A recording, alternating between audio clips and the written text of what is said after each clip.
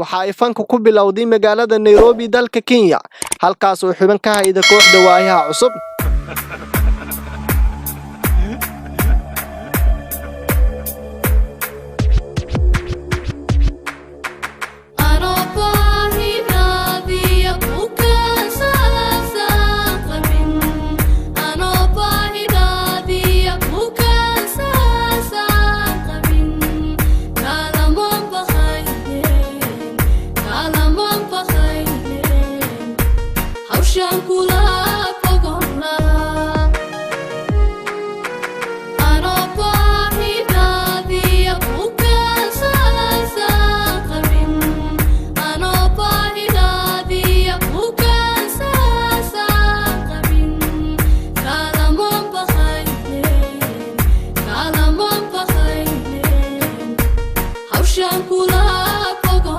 saacada kadib wixii la fikiray waxa qalinka lagu duugay in mursal iska ilooba jacaylka hodan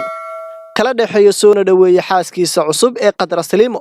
atuhunka jacaylka hodan iyo mursal ayaa yimid markii la isla goobta lagu qoray heesta nolosha cusub soo dhaweey taas oo micnaheedu ahaa iska iloow hodan oo hano Qadra waxa la isla gartay in Maxamed Saciid BK oo mataana la ah heesaha dareen kale dusha laga saaro halkeeda ayuuna dhigay horta waxaan sida caawa hees qisad dhaba xambaarsan waxa sameeyay Cabdirasaaq Xaamud Aydiid Jaylaani sababteedu waxay qisadu maaha anigu caawa waxaan noqonayaa Jaylaani oo heesay marka waan haystay oo qisadu taxanayd laakiin waxa sugnaabada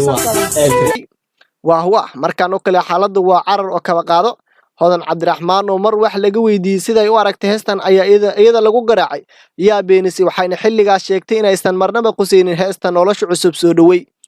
laakiin ay Soomaalidu dusha ka saarayaan caawa waxaan leeyahay jacaylka maxaa ku kordhinaysaa because waxaan maqlay waxa tahay boqoradii jacaylka waan xishoonaya wala daawanaya horta wala soo geliyaa okay